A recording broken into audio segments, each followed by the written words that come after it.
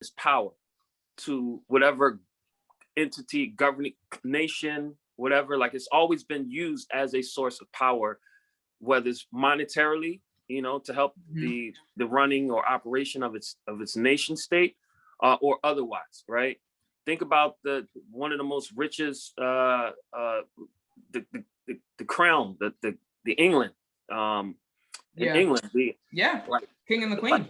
That most of the money that they're sitting on, I mean, aside from it being like stolen and otherwise, but a lot of it's just taxation. So there's no nation in the world that is just going to sit by and allow for this dynamic to take place and have their own currency circumvented, right? So what's the only way because it's not centralized, what's the only way that they can participate in this process? And that's through taxation. So, and that's where I think you guys are uniquely positioned, because to be able to navigate, Rebecca, did I send you that video, Nomad Capitalist? Nomad Capitalist? Oh man, I gotta send you this channel. That sounds really interesting. Yeah, so this guy, he provides. My dad was telling me about it. Yeah, it's actually a book, Nomad Capitalist. I would definitely encourage you both to read.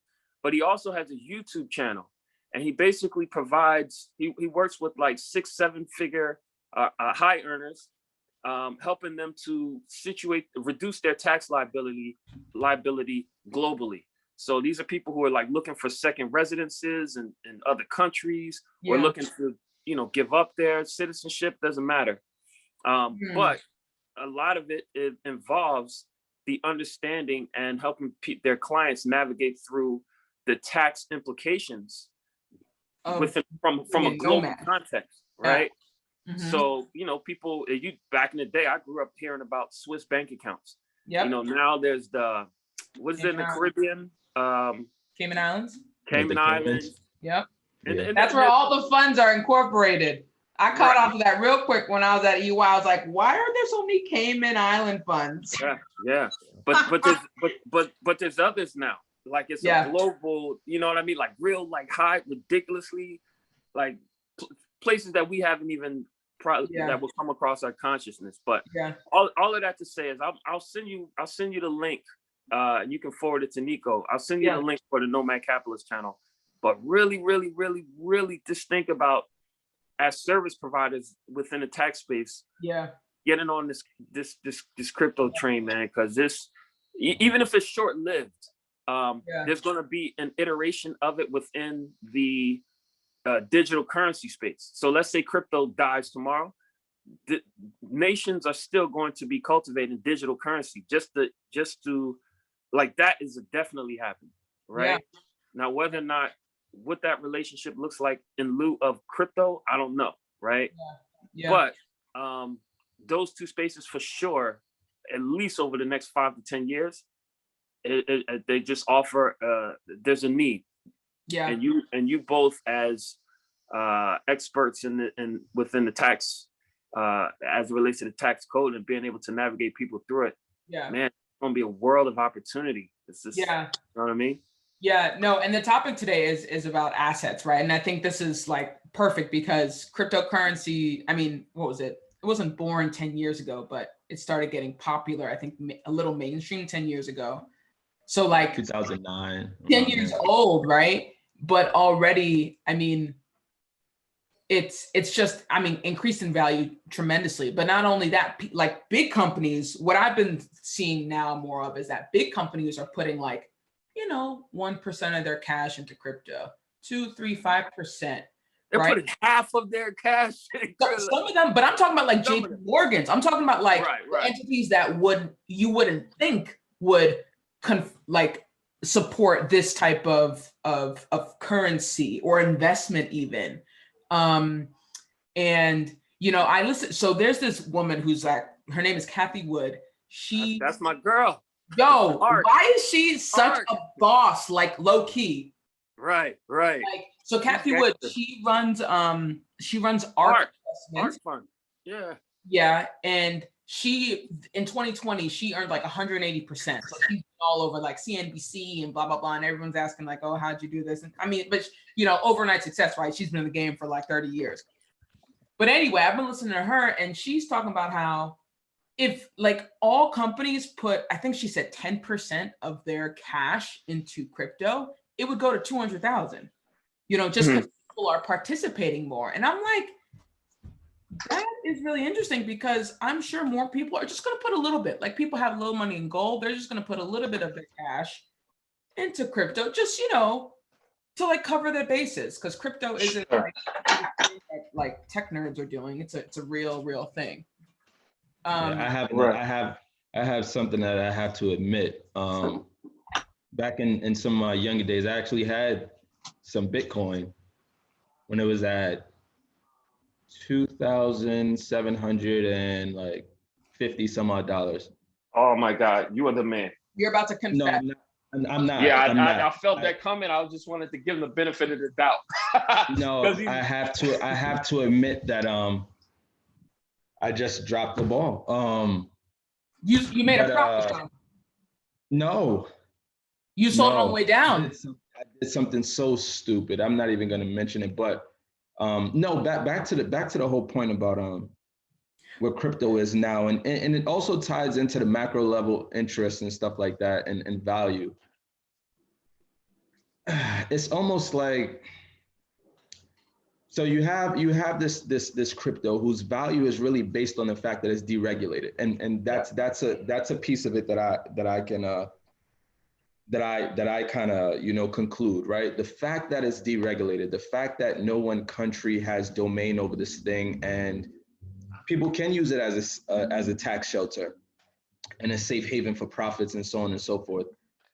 It's almost like when it does become regulated at some point, the value of it. So right now it's what, just this past week, 54,000, like that. So it's at 56,000 right now, and that actually is the high.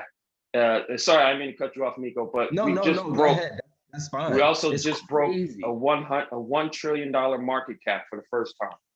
Right. Within the last 24 hours. But go ahead. I think right now it's just like a mad dash. Like everybody's just like mad dash. I actually see, like when I'm filing tax returns now, there's a question like, oh, do you have any holdings in cryptocurrency? But it's still deregulated. What's going to happen to the value at a macro level once, you know, all of those benefits of deregulation from, I'm talking about like an individual investing standpoint, are now taken away?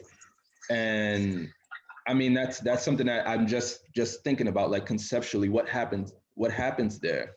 Do you think it will be deregulated? Do you have that feeling? I think forget this, we're taking over.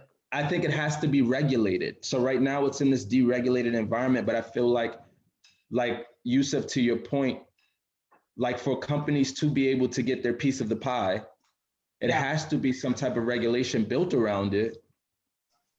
But you know what I mean? That's basically the whole foundation of blockchain, is that, you know, no one kind of owns this thing. We don't even know who created it. We still to this day don't know who created Bitcoin. Right. No, go ahead. Sorry. Go ahead. No, I was just going to say, like, his identity, this is one of the proponents of the deregulated space, the fact that we can move with autonomy, like in this ghost-like nature, and this has never been really done before, and so I can see how the value is just like, oh shit, this is great. Like if I wanted to buy something on the black market, it can never be traced back to me. Let me just go do it. That's what's happening. I think that's what somebody said. Anything you think absolutely, that is being used for crypto, that's how it started. Happening in like companies like Argentina, or not companies, places where like the currency sucks, basically, you know, and that people may be trying to do shady things. That's where that stuff is happening. Yeah, that's kind of how it started. But sorry, go ahead, Yusuf. Well, a couple of things that I wanted to speak to. So right now, cryptocurrency is regulated. Now it's decentralized. So I wanted to make that distinction. So the value of cryptocurrency is less that is decentralized. And well, one of the values is that, yes, you're right, that is decentralized, but that speaks to more of it's unable to be manipulated. So cryptocurrency being able to be regulated is different from it being able to be manipulated. Regulated, the regulations are only as far as taxation and rules surrounding, you know, how your relationship to your cryptocurrency. And so it's still a borderless currency. That being said, as it relates to decentralization, the decentralization value aspect of it comes into where there's no Federal Reserve that can print money and give it out as a stimulus, right? So right now, dollar bills, there's a lack of confidence. Elon Musk just tweeted yesterday that that Bitcoin is as bullshit, is almost as bullshit as fiat currency. And then he emphasized almost. And the difference is because they're both based off of perception. Ever since Nixon took us off of the gold standard, the dollar has Robert Kiyosaki has been talking about this years ago. The dollar was not backed by anything. So at that point, it just became perception, right? We all collectively have decided that this is a store of value, and this is what we'll utilize to exchange value, right? In our society. That being said, he's always had this sort of perspective of like cash is trash because it's not backed by anything, right? Cryptocurrency essentially is the same thing. It's not big. It's not really backed by anything. The difference is the true value is the confidence that people have in it. And right now that confidence is at an all-time high because the confidence in the dollar is low because people have an awareness now that quantitative easing, all of these different economic sort of implementations that have been short-term fixes for our economy are ultimately long-term, you know, just creating hyperinflation and weakening the value of our dollars. So companies, you know, when you have Elon Musk, and he was only just most notorious because Michael Saylor's been doing it with MicroStrategies for a minute. You know what I mean? Taking their cash reserve, these companies who normally were holding their cash reserves in dollars and fiat currency, they are now taking, you know, portions of that or percentages of that and holding it into crypto. Like they're bypassing gold, right? So cryptocurrency, that the level of confidence that's being extended to cryptocurrency is unlike we've ever seen within our economic historically, right? Gold, precious metals has always been like the next best store of value, right? They're not buying real estate, or maybe they are, but they're like, yo, we're holding cryptocurrency. So that confidence is really the true quote unquote backing. Like it's not backed by anything. But because it's decentralized, because it can't be, there's only going to be 21 million crypto, or at least a Bitcoin that are made, right? And then now you got some other superstars, Ethereum, Cardano, Litecoin. I'm not that whatever. Ripple, like that. But there's others who are now also coming into the mix, if you will. But the level of confidence that's being extended to them is based off of the fact that it's not able to be, at least in my estimation, it's not able to be manipulated and or devalued by a Federal Reserve that wants to just kick the can down the road and print money. You see me? And so I think that's. Sorry, not to cut you off. And I like this because I feel like I'm learning a lot. But like, so for instance, a stock, right? A stock IPO company has to register with the SEC. So the SEC has all of these guidelines in which these companies have to abide by for the security of, you know, the people, the public, citizenry.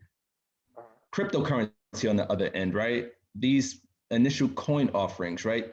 They are made public, but they aren't necessarily registered with the SEC. And I think that the SEC kind of differentiates cryptocurrency from being a security in that it's almost seen as a payment mechanism or like just this, well, shit, I don't want to say it, but that's basically, I think, what it started out as. So from a regulation standpoint, I can actually see I see the value there, and like being like, even if, okay, let's say that they are regulated to an extent, they're not regulated to the extent of what we would know as like public securities, right? So yeah, sure. If that's where some of the value lies, then what's going to happen when I say value, I mean like the deregulation of this thing that we can't necessarily call security, or like Yusuf just mentioned, is almost can be considered fiat. If this thing actually gets regulated and the value of, that deregulation is taken away, what happens to the value of it? Because then the government can have all type of stipulations. I mean, I don't know, what type of stipulation they could come up with, but all type of regulations that can affect the value in ways that people that, are just in it now, like, because it is a craze. They even have, like, I think Elon mentioned a couple days ago, Dogecoin. Dogecoin, yeah.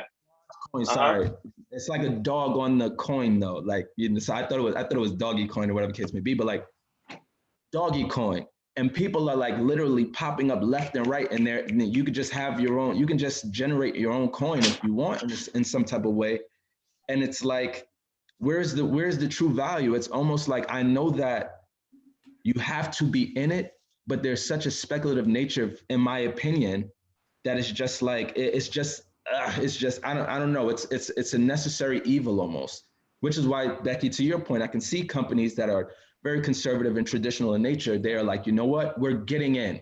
Like, even if we don't throw, a majority of our fund or our capital behind it, we're going to throw some, because this thing is just like taking off. Like, there is no real reason there's no real reason as to why it went from, like, let's say mid 40s to like damn near 60 in maybe a week or less. Elon Musk. That's why. Other than there is though. But go ahead. No, I'm saying other than, and this is probably a point that I want to figure out too. Other than, all right, so at a macro level, right? And Becky, you was mentioning at the macro level, you have interest and then you have value, right? Yeah. But also value, or perceived value, yeah, from a speculative nature, comes by way of just demand. So it is so in demand that the price is just like out of this world. But really, I don't think people actually know what they're buying outside of the fact that there's so much demand. I mean, I think this is like where we currently are when we think about investing nowadays. It's not, oh, this company is legit, and I think it's going to be like Warren Buffett investing. Like, oh, I think this company is going to be around for 100 years. Value investing, that's right? Still around, but people can make money off of speculation. I think this cryptocurrency conversation we're having about its perceived value reminds me so much about GameStop. You could have made a lot of money because there's a bunch of people that have nostalgia about GameStop, or they wanted to screw the hedge funds, or they just saw an opportunity because they saw that the GameStop stock was shorted 130% of the total stocks outstanding. So it's and Mark Cuban actually mentioned this. He's saying, why isn't GameStop worth $200? Like, that's the perceived value. Whether it makes sense to you or not doesn't matter. There's a demand for the GameStop stock at $200 a share. That's it. And so where people, same thing with cards, like athlete cards, like a Michael Jordan rookie card. It's a piece of paper. But somebody's perceived value, especially after they watch The Last Dance on Netflix, they're willing to pay more. Which was legendary, by the way. Yeah. I love that drink. Pay more for that piece of paper that has a picture of Michael Jordan as a rookie on it. So I think I think we have to just be aware that, because also like let's say you did short GameStop because you thought a retail store that, sold like actual physical DVD video games was going to go out of business. That'd be a very smart thing to do, right? From like a traditional investing perspective. But you have to be aware that that just because that's, like the traditional way of investing, that may not be the case. That might not actually be what happens. And GameStop was a little bit more complicated, I think. I think there were a little more things involved with that. But I think we just have to be aware that the perceived value, which you guys are definitely talking about, is really there. Like, it may not make sense. There may not be a backing for it, you know, but the perceived value of things is real, is very real. Somebody, I'm on Instagram Live right now, and somebody, Elise, was asking about Dogecoin. Is that legit? What do you guys think about Dogecoin? You can't get it on like Coinbase. No, sorry, go ahead, Yusuf. You might know more about Dogecoin. Well, I don't know I'm not in Dogecoin per se, but I think the short answer is it depends, right? Like, so for example, such an accountant lawyer answer, Yusuf. No, this is what I mean. So wait, Yusuf, you're a lawyer? Everything. Yeah. We must talk, please. Okay. Yeah. So everything that you talked about, Rebecca, actually, and you as well, Nico, is absolutely like the manipulation, or the ability for all of this stuff to be manipulated, GameStop. But think about all of the spaces that we have that also are manipulated. The stock market is 100% manipulated. That was the whole reason that so many people were championing what happened with the whole GameStop thing, right? It was like, oh, Wall Street's been doing it for years. Now they're like the little man. So the stock market is manipulated. Real estates are in bubbles. Like, every sort of space is manipulated. But back to, well, actually, let me speak to that question in terms about what she asked in terms of is it legit? It depends, but I would say you could apply that same analysis to the dollar bill. Is the dollar legit? Hell no, like, it's a scam. So I mean, it's legit to the extent of, if I take $1 and go and exchange value for it somewhere in the city, I will be able to make a purchase. Yes, it's legitimacy there. But in terms of the framework of the dollar and how the value is attributed to it, yeah, you know, it's like some hocus pocus. It's like, yeah, there's external. So the legitimacy of it, I think, it's about perception. It's about perception, but it's also about how you can leverage your either environment and or resources based off of your short-term and long-term needs to play into that. Like, it's like we're all in the matrix, right? And it's just this is just an extension of one of the dynamics. Like, there is no, like, can this spoon, remember that when he bent the spoon or whatever with his mind, and he's like, it's only, what did he say? What the kids say to him when he went to go visit the Oracle? Red pill, blue pill. Yeah, I can't remember what it was, but we're so quick to sort of characterize and or label things as like being scams, or like everything is so black and white. And that's sort of the thing that I just want to encourage everyone to, like, sort of be more open to thinking outside of the paradigm that we've been, like, that's been put in front of us, right? We do ourselves a disservice. Like the whole crypto thing, I get it. I get people's resistance to it. I get that people think it's this or it's that. And I'm not saying that it's going to do this or it's going to do that. I don't know, but I will say that we need to be more open. Like, what we're experiencing right now is historically we've never seen before, right? And for me, I see it would be a disservice to anyone to not even avail themselves to exploring the possibility of, okay, well, what are the implications of this? I mean, there's no other asset class that you can point to outside of, like, business that has had the appreciation that Bitcoin has had over the last decade. Yeah. Not one, aside from a business or company, right? Whether or not you think you agree with the fundamentals of it, or if it violates, like, we just got to be more open. So to at least I would say, you know, like just explore it and see what comes up, for what's right for you know, the way you show up in your experience.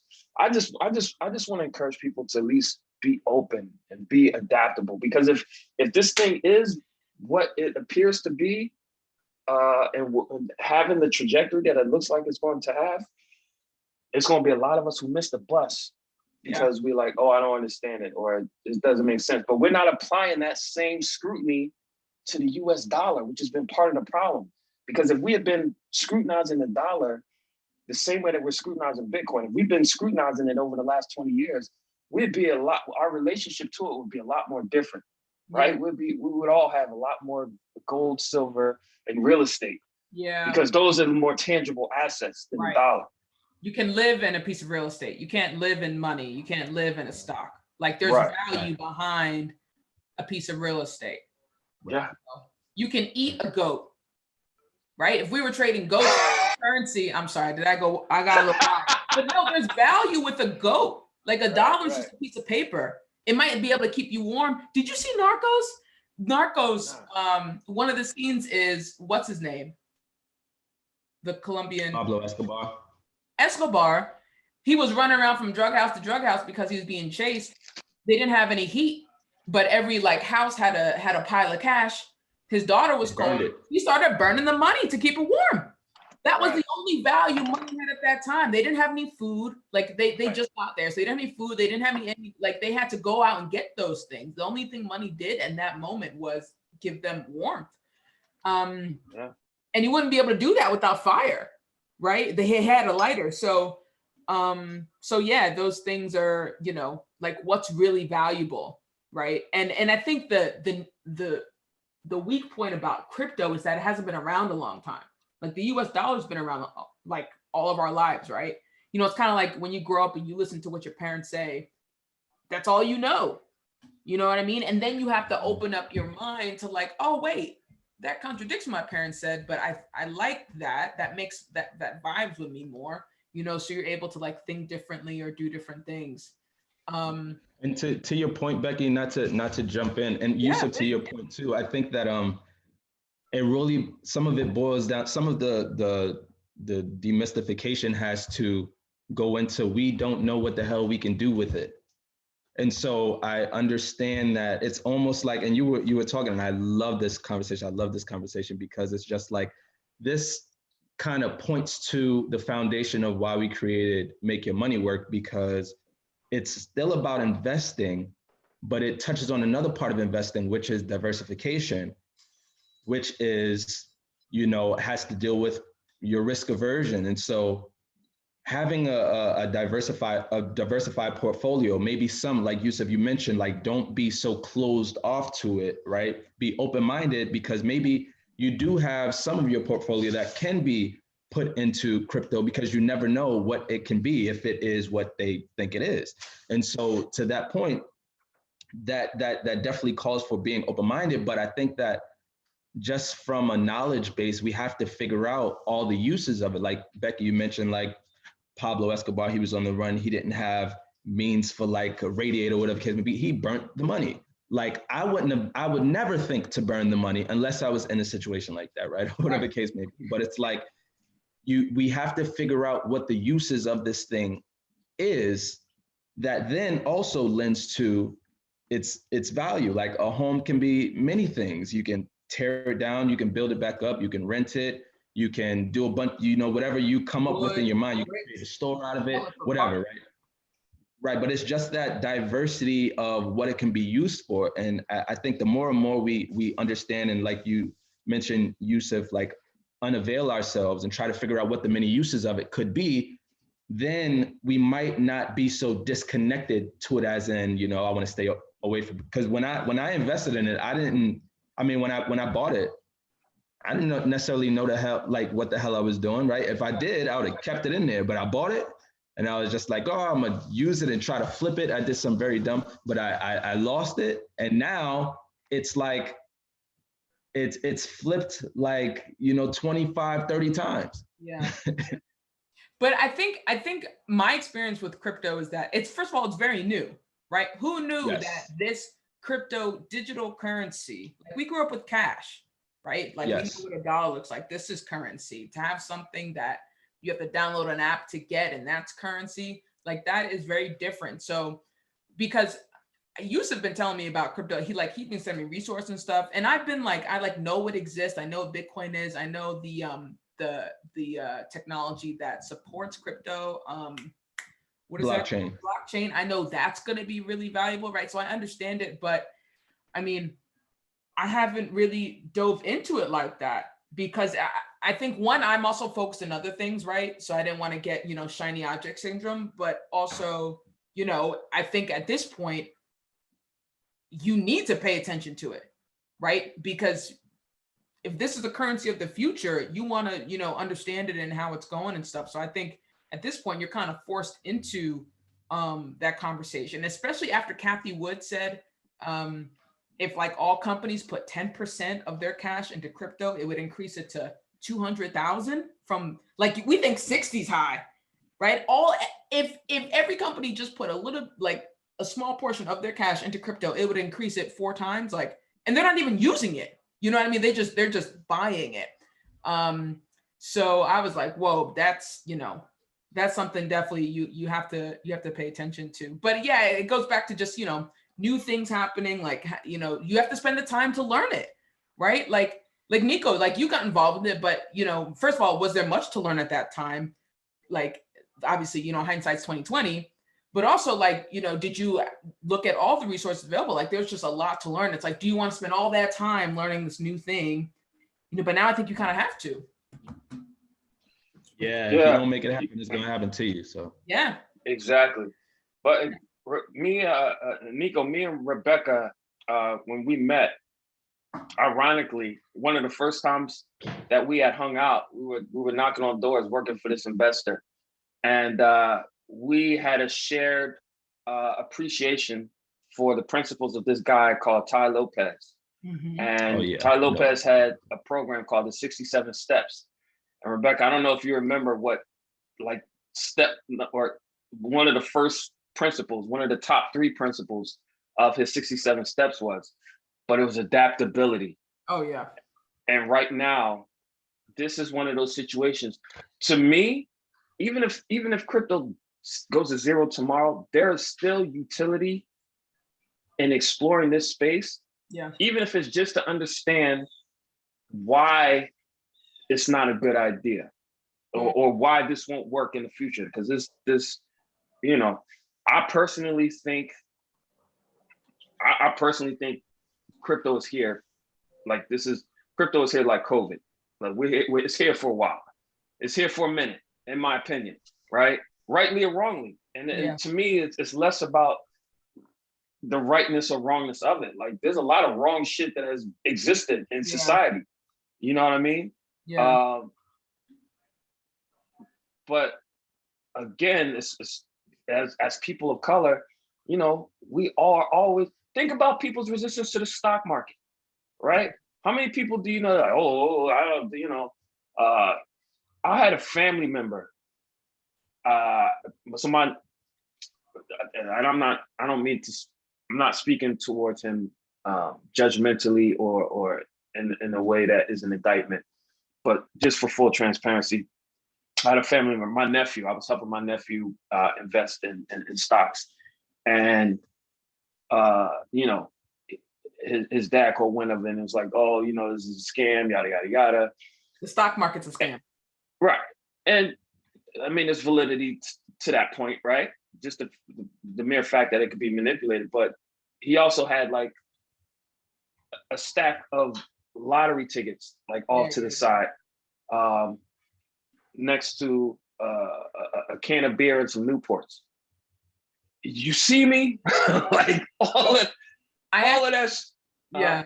I actually wanted, so with the whole GameStop thing, right? I got into the GameStop whole because I was like, what is going on here? Right? Because that really like woke people up to how the stock market can be manipulated. There's a new player in town, like the people, and also like perception of value, right?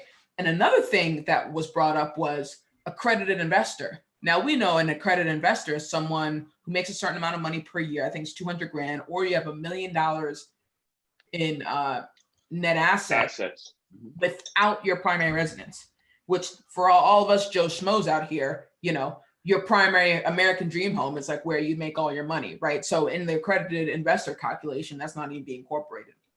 Anyway, the idea of like, what is an accredited investor, you know, and how, like, I actually, somebody, I don't know his name, if somebody was actually on Clubhouse. I don't know if you guys are on Clubhouse, but I was in a Clubhouse room, and this guy made this comment about, you know, we prevent people from investing in the stock market, but there's no restrictions on buying lottery tickets.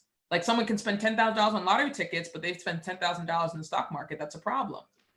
And I thought, like, boom, like that's culturally? Not culturally, just legally. Like the government, right, has the SEC, and the SEC restricts people. If you're not an accredited investor, you cannot invest in certain ways and start like asset classes. Asset class, exactly. You can't be a part of hedge funds, like blah blah blah, right, to protect you. But we can invest. We can not invest. We can spend $10,000 on lottery tickets, and there is no regulations around that. And you have a better chance of keeping that $10,000 invested in something than the lottery. I mean, how you know? So it's interesting. So I when that point was brought up, I was like, whoa, and that's in your nephew situation story you just told, Yusef, is the perfect example of that. Like, you know, and that may be a little more cultural, but if we just look at like what's allowed, you know, the fact that drugs, alcohol, cigarette, like, tobacco, alcohol, like, like buying a lottery ticket. I mean, you know, my family members do that sometimes. I don't buy lottery tickets out of principle. I'm like, this is stupid. I don't care if it's $1. Like I've had to say no to, like, you know, the like people in an office, like, we'll put in money together if we win, blah, blah. I'm like, I don't do it because I'm just, if we're going to spend all this, I'd rather spend that 20 minutes of us collecting dollars to put in the lottery, to look at something, to have a conversation about crypto, to have a conversation about whatever, right? That'd be a better use of our time and energy than collecting money for the lottery. That's how I'm doing it. I mean, obviously it's fun sometimes, but I mean, I go to the casino, don't get me wrong. Now that's more fun, right? You get to play the cards, you get to like say, hit me. That's a little more active, right? That's like, you know.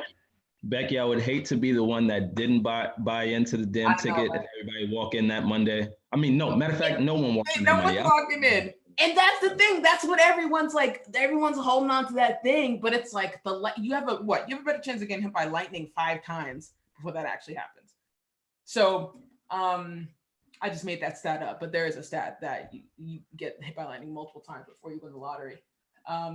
So anyway, yeah, I just thought that was very interesting, right? Especially now, you know, investing is different now. I mean, I think it's good that the SEC wants to protect people. So what do you guys think about that? Like the accredited investor, do you think that should be a thing? Do you think people should be able to invest however they want? But people can invest however they want, though. So I think that there's a nuance. Hedge funds. Like I couldn't invest in the hedge fund I was auditing when I was at EY. Right. Understood. Right. Yeah. And even SPACs, that's another thing I've been hearing about too recently. But some SPACs are publicly traded. I think they are? Okay. If I'm not mistaken. I'm not sure. I'm still learning about that. Right. Special purpose acquisition companies, those companies that are taking companies public without having to go through all the regulation.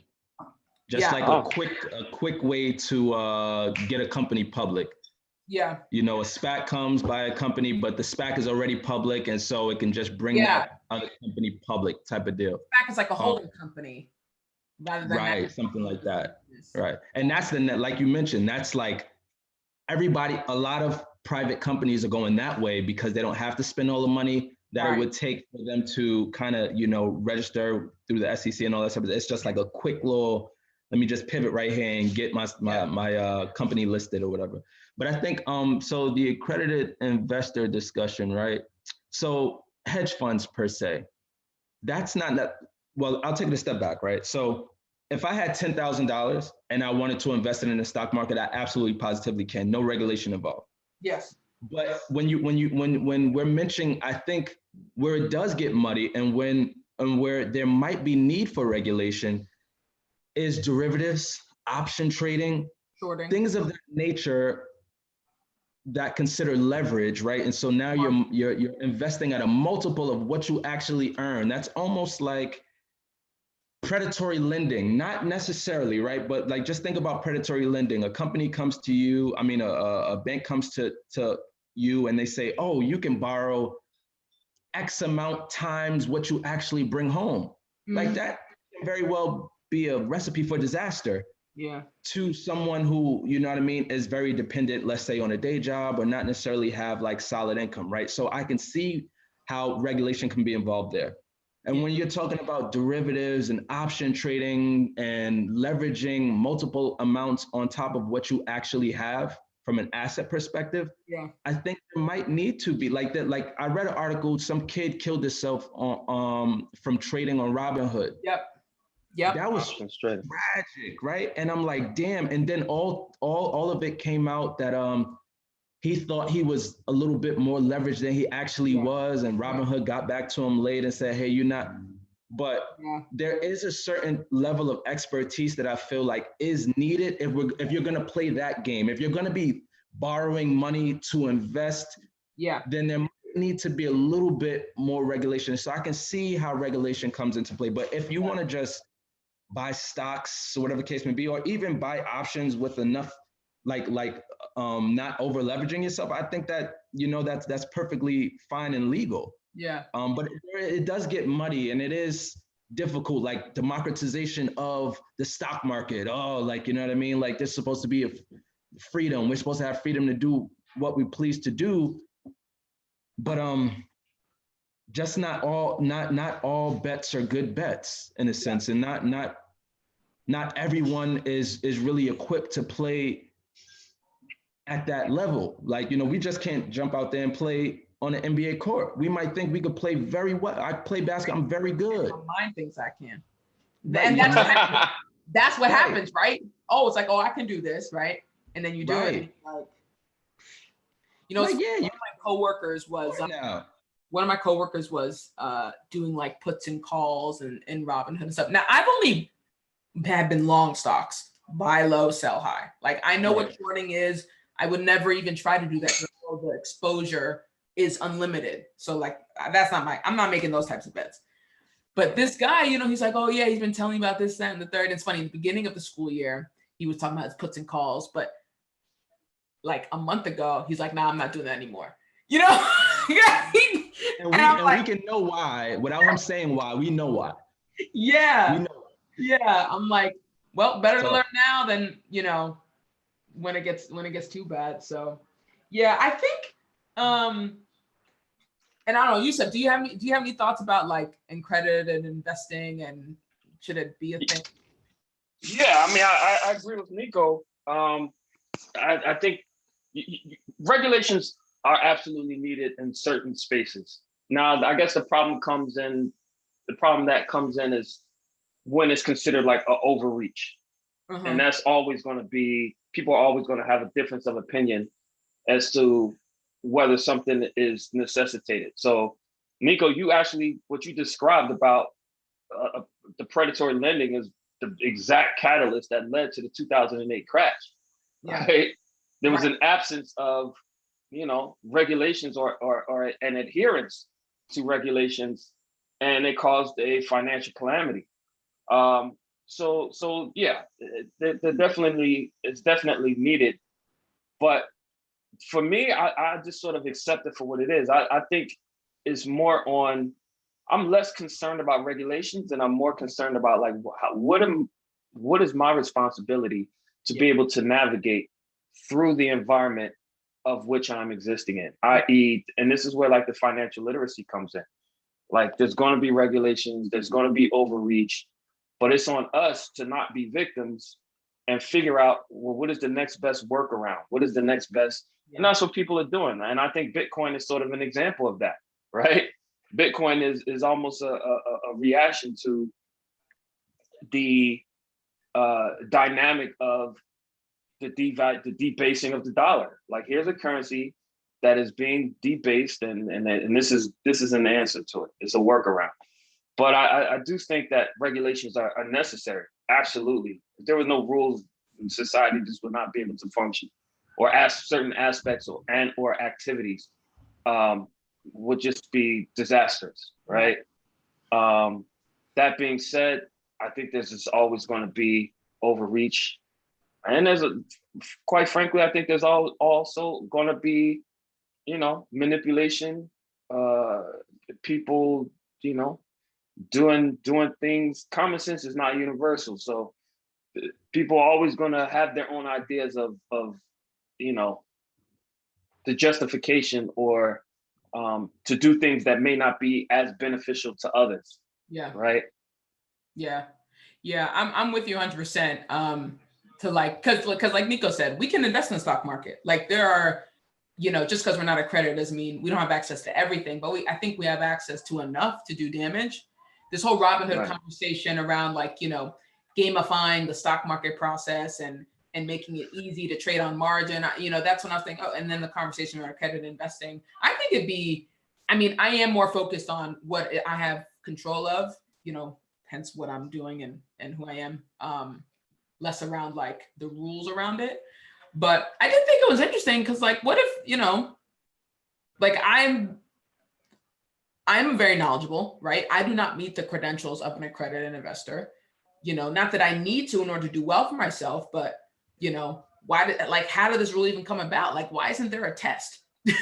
There should be tests to say hey, what you're doing and what risk you're taking. Same thing I think with student loans. There should be a freaking exam to make sure you understand what principal is, interest is, accrued interest is, you understand what your life will look like at age 30 if you do not pay off your student loans. You can't buy a house. They should go through real life scenarios before they let an 18-year-old sign on the dotted line for a student loan. Similar to now I'm thinking credit investor, there should be some sort of testing thing. I mean, not you inherited $1 million, now you're an accredited investor, go ahead. Well, but the thing about the rules and or these criteria that are laid out, and some people this may be not, I guess, apparent to everyone, but we all have access to it. If you wanted to, you could become an accredited investor as defined by the Securities and Exchange regulations, right? They're showing you this is the way to do that, and sometimes it may, people talk unfair and all of this stuff, yes, but again, back to the conversation, was it you when we were talking about the Jeff Bezos and Donald Trump, and people were all up in arms about Amazon not paying taxes in 2019, about that. And Donald Trump, and it's you can do the same thing. That's where we got to get out of this mentality of when we start looking at ourselves as not being able to do what they do, then we remove ourselves from being able to get there. Yeah. That's why I don't like the language of rich versus poor. I don't like, you remove yourself, in essence, you remove yourself from, you say, oh, the rich just keep getting richer. So what are you saying, that you're poor? Yeah. Because it all starts here first. Right. So if you got mad, instead of getting mad at Jeff Bezos or Amazon for not paying taxes, paying $0 in taxes in 2019, study how you can do it. Yeah. How can you reduce your liability? Yeah. Right. And I think it's just too much getting mad. Yeah. Get mad. And I get it. Don't get me wrong. I'm not trying to invalidate the justification of the anger, but is it serving you? Is it changing your life? I'm not gonna get mad. I'm gonna study. Yeah. No, I think, and I'm definitely with you about figuring out for yourself and following, seeing how, and don't get jealous or mad at the rich. See what they did and do the same thing. I'm on that train 100%. But it is interesting to think about the rules that are in place. For example, I'm in the charter school world, right? The public school world in New York City. And there are about 6 or 7 specialized high schools, which the requirements get in is a test, right? So the rule is, the best test takers are going to get into the schools. And that's why there's a higher population of Asian students in these specialized high schools than there are comparatively to the Asian population in the city. Now we could say, oh, well, you know, every other color should just study more. Fair. Okay. That's, you know, that can be possible, but, you know, understanding the real world, that's not always the case. So I'm saying, so yeah, we could just say, oh yeah, just study more, like stay after school, even though there's no one at home watching you, you know, because you're cooking dinner, you know, for your mom when she comes home from her night shift, right? Which is like a real story. One of my middle school students, you know, said to me, it's, so I think like, you know, in that example, it's like, okay, we can have a test, but also like, let's see like what else like is going on with the student, you know, not just a test. So I think just, you know, taking a look at the rules every once in a while to make sure, okay, everyone's having the same opportunity to like get in the game is a good idea. And honestly, that's not even, I don't even normally talk like that, but I just think it's good to just be aware of, you know, and I think you're saying the same thing, Yusef, but you should spend more time on like, shit, if those are the rules, we're going to be studying. Like if that's, then we're going to be studying. Right. We're going to figure it out. You know what I mean? So I'm with you. I'm with you.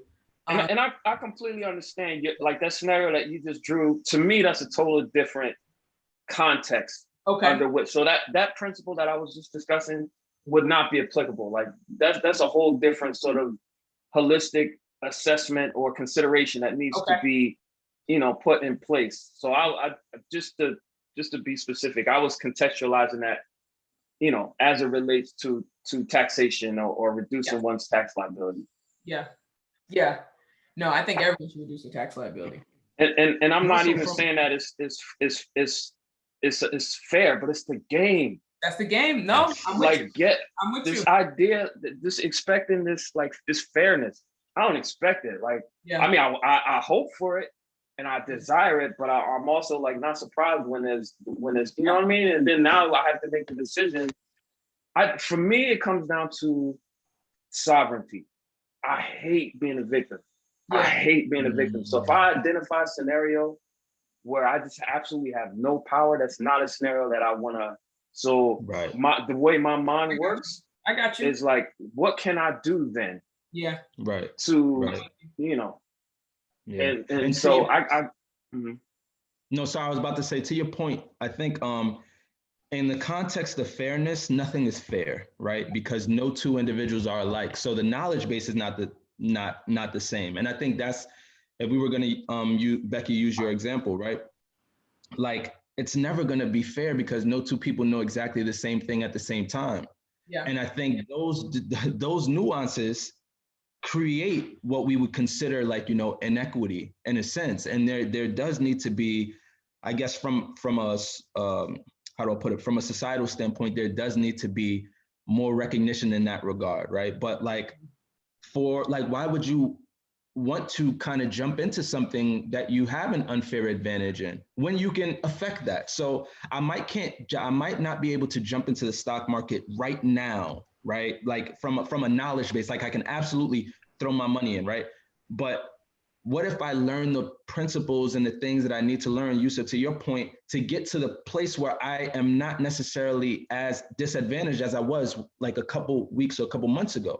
Then the game is a little bit different. Like, you know, even if it's not totally fair because I don't know anything that Miss Woods would know, but it's not, you know, it's not as if, you know, I just jumped off the stoop. And I think we got to get there too, stepping away from this microwave type of, I just want to get it, and kind of delaying that gratification to where we say, all right, let's just learn the ropes a little bit. And so we're not totally at a disadvantage, because anything you jump into that, you know, no, if I play basketball for a year and you just jumped off the stoop, chances are you're not going to be as good as I am. Yeah. But if you worked on it, you know what I mean, and worked on it, your skills are your skills. The things that you connect, you know, with faster, or the things that you connect with faster, you very well might be, you know, a year, maybe even shorter than that, but it takes time. And also from an accredited investor standpoint, you can be an accredited investor based on the amount of experience you have. So there are different like stipulations, right? So one is like the income, the asset class, you know, whatever. And then another stipulation is like, the professional experience. And really it just boils down to regulation. Again, the government is saying, if things go south with you, I am not going to bail you out. Yeah. And so therefore, You need to be able to know what the hell you're doing, because I'm not coming to save the day. And if you can prove that you can, swim in these shark-infested waters, then do your thing, because you won't expect that I come and bail you out. But I want to just go back to Yusuf's point about like just taking the time to like not necessarily discounting yourself or counting yourself out, but getting your bearings and kind of building yourself up. And then the game is not as unfair as it would be if you just hopped off the stoop. Yep, that's what it's all about. And like that, the young lady last week who was saying that, or the last call rather, which I think she got the sense that I was saying it's like a pull yourself up by your bootstraps, and I know that's a controversial perspective.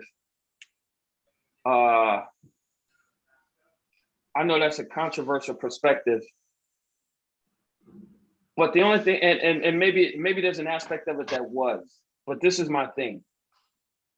If my only option is to wait, or it's to hope that somebody comes along and walks me through the game, what if nobody ever comes? I'm fucked.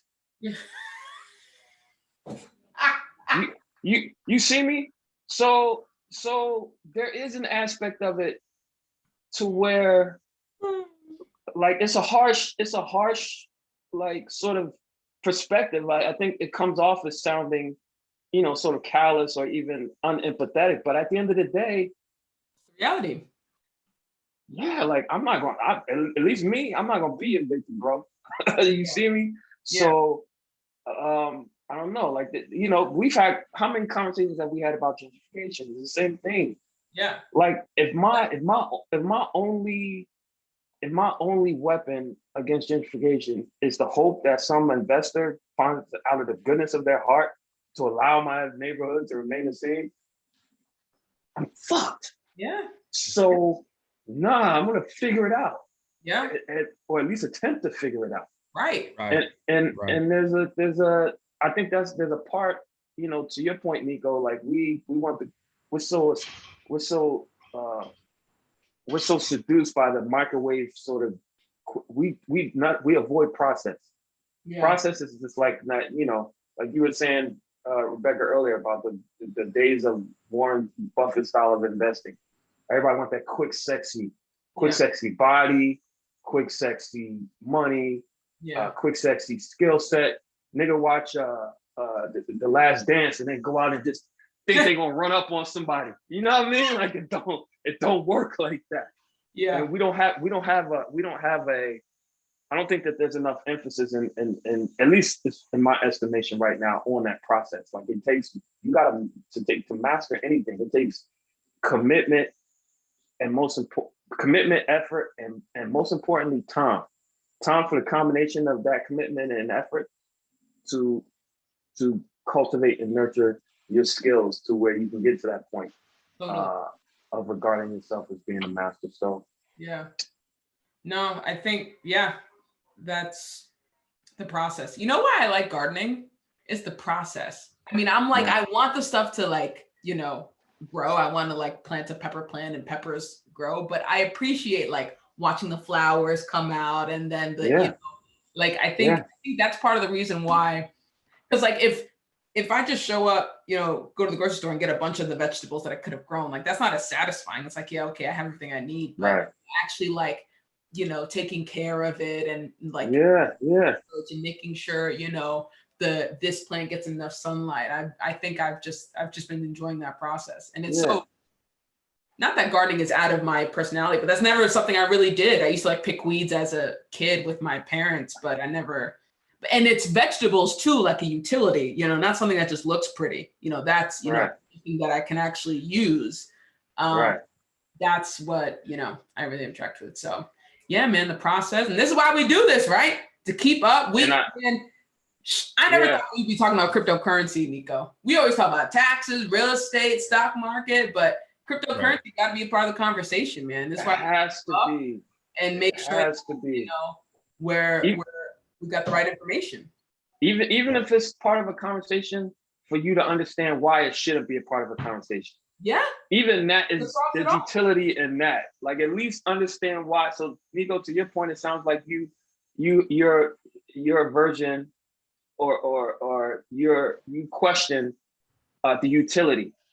So maybe no, I had explore, it, but no. But I'm just saying, like you raised the question earlier about right. I so was saying that I think that not to cut you off. I was saying that I think that with regards to the value, I think that's attached to like us having to demystify the different uses for it. But mm-hmm. So being able to answer your own question with certainty is valuable to you as a practitioner within finance, as a practitioner. absolutely. You see me? So even extending Absolutely. ourselves Yeah. to understand these things is there's value to it. You know what I mean? But I actually got to run. Rebecca, yeah. I'm actually gonna go meet Bay. Meet Bay for lunch today. Tell Bay I say what's up, man. Yeah, I absolutely will do. I will do. But I appreciate you guys facilitating this, man. Because this coming by, Yusef. This was awesome. These conversations. Well, yeah, I always enjoy our sessions, man. Every time we get together, it's always intellectual marathon, if you will. Here we go. But I appreciate you guys facilitating this discourse because it's a needed one within our community, amongst generations, and just to be more well-rounded individuals. Absolutely. You know what I mean? Absolutely. So salute to you both, man. And salute to you, Rebecca, man. I'm gonna send you that YouTube channel I was telling you about. Yeah, that one. And I think I've sent you the Altcoin Daily one before. I gotta go back from this because you sent me a bunch of stuff. Oh, one quick question. For actually investing in crypto, do I go to Coinbase and actually buy crypto from there, or should I just get exposure to crypto? Like Kathy Wood has a fund that gets exposure to Bitcoin. I mean, I would encourage you to get your own, and then we'll have a conversation. Coinbase? Coinbase is Robinhood because it's. I see it on Robinhood, but I'm not sure if that's like exposure to it or the actual coin. You can do it on Robinhood. You can do it on Robinhood, but it's not. You don't own the coin. If I want to own the coin, I got to go to Coinbase. Coinbase, Kraken. There's a number of exchanges. I'm not really happy with Coinbase right now. They part of the system, man. So, but I can own coin there. They're effective. Yeah, well, I mean, essentially, you're gonna want to get once you do make your purchase, you're gonna want to get what's called a cold wallet. I just bought one. Yeah. So this is so there's warm wallets and there's cold wallets. So you see this right here? This is a cold wallet. Is that a USB drive? It looks like a USB drive, but it's not. But essentially, this holds the keys to your crypto. So your cryptocurrency always remains on the blockchain. Yeah. Right. That being said, when you have your cryptocurrency on Coinbase, there's keys to your cryptocurrency. So the keys are what allows you to send and transfer the money. So if you wanted to buy a Tesla car with that, I would need to send the keys. You would need the keys to access your cryptocurrency in order to make that transaction. But let's say you wanted to transfer $10,000 of crypto to Nico. You would need the key in order to be able to access it on the blockchain. But your cryptocurrency always stays on the blockchain. But the cold wallet holds the keys to your cryptocurrency. Shit. I know it's a lot, but a whole nother lesson on. Yeah. I mean, it won't hurt to get exposure to it. Like I bought a little bit of all of Kathy's funds, so I know I got exposure to it. But on the actual coin, it's more complicated. Yeah. Good to know because I was watching this video and it's like do the Coinbase but there's more to it. So yeah, but start there. Start with just and the difference between Robinhood and Coinbase is that you can't transfer it. You can only buy and sell it on Robinhood, whereas Coinbase you can actually transfer it. You actually have sovereignty of right. Yeah. Whereas on Robinhood, it doesn't have the functionality right now on that exchange. You just have to leave it there. So you can buy it and you can avail yourself to the returns and or the losses. But then you only have the option to sell it. So you don't have any real sovereignty. Whereas Coinbase, you have sovereignty. Sovereignty. Okay. That's what I wanted to know. Thank you. Yeah. Yeah. Thank you, brother. Good stuff, Yusuf. Good stuff, man. Yeah. Nico, always a pleasure, my friend. Absolutely. I'm gonna text you with dates so I can get ahead of myself. And Yusuf, I'm gonna reach out to you. Can I get your information from Becky? Absolutely. Yeah, I'll text you number 2. Perfect. Cool. Thank you. You guys are Appreciate awesome. y'all. Have a great weekend. This was great. Have a good Too. one. Bye. Bye.